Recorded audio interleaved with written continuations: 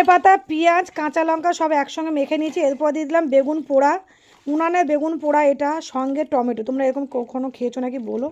আমরাই খাই এইসব, তোমাদের জানি ভালো লাগবে বা লাগবে না, কিন্তু এরকম উনানে বেগুন পোড়া সঙ্গে টমেটো পোড়া, পেঁয়াজ কুচি, কাঁচা লঙ্কা কুচি, লবণ দিয়ে ভালো করে এটাকে মাখছি। এবার ভালো করে মেখে এর মধ্যে আগে সর্ষের তেলটা দিতে হবে। সর্ষের তেল যত ভালো বেশি করে দেবে তত ভালো টেস্ট হবে।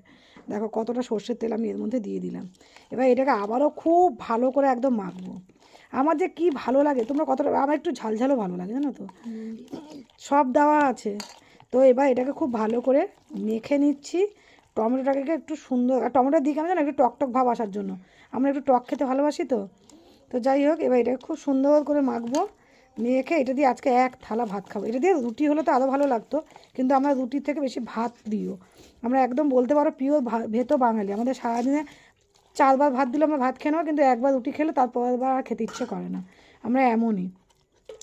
সবাই দেখি জিম করে ডায়েট করে রোগা হচ্ছে, কিন্তু আমাদের 3 বেলা ভাত খেয়েও মোটামুটি আমাদের যেই ওয়েট সেই আছে, বাড়ছেও না কমছেও না, একই ব্যাপার। আর যদি এরকম মানে এইসব শীতের দুপুরে এরকম যদি বেগুন উনানে, আবার বেগুন এটা তো ওখানে গেলে পাবো না, ওখানে গ্যাসের বেগুন পোড়াতে লাগবে, গ্যাসের টমেটো পোড়া, কিন্তু ওটা অতটা স্বাদ হয় না। আর এটা হচ্ছে উনানে। তো যাই হোক, দেখো এবার খুব সুন্দর করে একদম মেখে নিয়েছি। মাখামুখিটা একটু ভালো করে করতে লাগবে, নাহলে সেই স্বাদটা আর পাবে না তোমরা।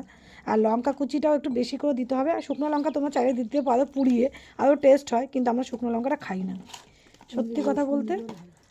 তো দেখো এই যে রেডি হয়ে গেছে। এই দিয়ে চলবে নাকি এক থালা গরম গরম ভাত তোমাদের? চলো, কারা কারা খাবে চলে এসো। হ্যাঁ, আর যাদের ভালো লাগে বেশি তারা কিন্তু কমেন্ট করে জানিও।